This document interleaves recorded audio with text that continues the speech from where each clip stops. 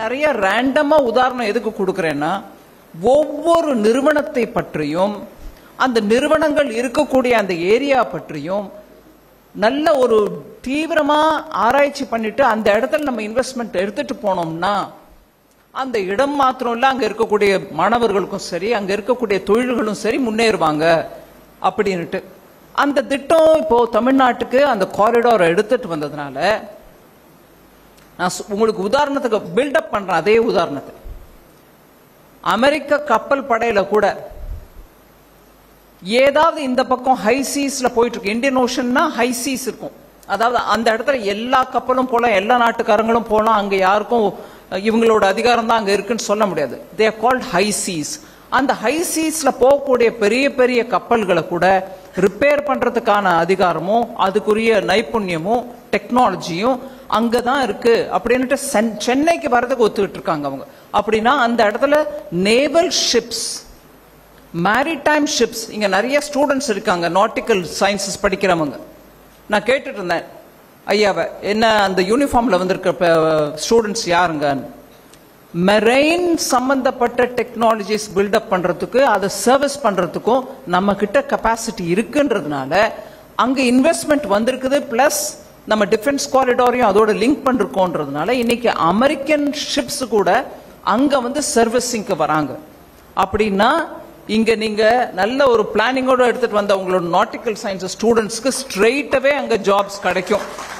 இதற்கான முன்னேற்பாடு திட்டங்கள் எல்லாம் பிரதமர் மோடி அவர்கள் இந்த லாஸ்ட் 10 வருஷத்துல டிஃபென்ஸ் காரிடார் வந்ததுலேருந்து அதற்கான முயற்சி எடுத்ததன் பலனாக இன்னைக்கு அந்த இடம் நல்ல ரெக்கக்னிஷன் வந்திருக்கு. பெரிய பெரிய கப்பல்கள் அங்க வர ஏற்பாடு பண்ணிருக்கோம்.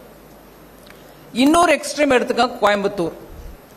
நான் வேணும்னே இந்த ஒரு டிஃபென்ஸ் காரிடார் உதாரணத்தை எடுத்துக்கிட்டு பலவித பாயிண்ட்ஸை டச் பண்றேன். நீங்க ஒரு நிமிஷம் கொஞ்சம் பொறுமையா கேளுங்க. கோயம்புத்தூர் பக்கத்துல சூலூர் ஏர்ஃபோர்ஸ் ஸ்டேஷன் இருக்குதுன்னு கூட சொன்னேன் உங்களுக்கு.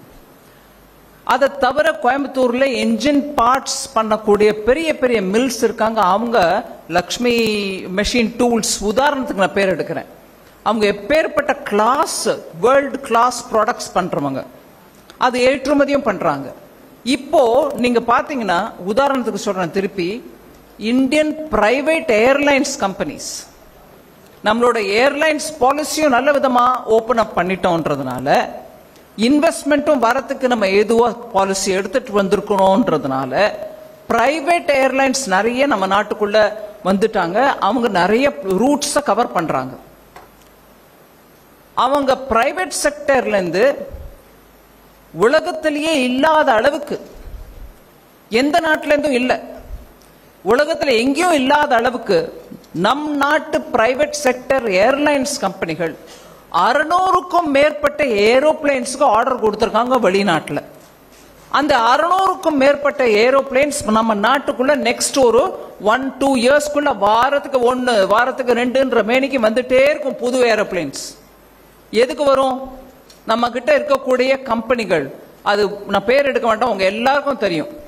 இங்க சென்னையில இருந்து மைசூர் போறது, மைசூர்ல இருந்து பெங்களூர் போறது, சென்னையில இருந்து டெல்லி போறது, விசாகப்பட்டினம் போறது, இப்படி நிறைய கம்பெனிங்க ஆபரேட் பண்றாங்க. நம்ம எல்லாருக்கும் கூட நம்மளோட பேரண்ட்ஸோட ஃபிளைட்ல போறோம். செய்திகளை உடனுக்குடனும் துல்லியமாகவும் தெரிந்து கொள்ள சப்ஸ்கிரைப் பண்ணுங்க.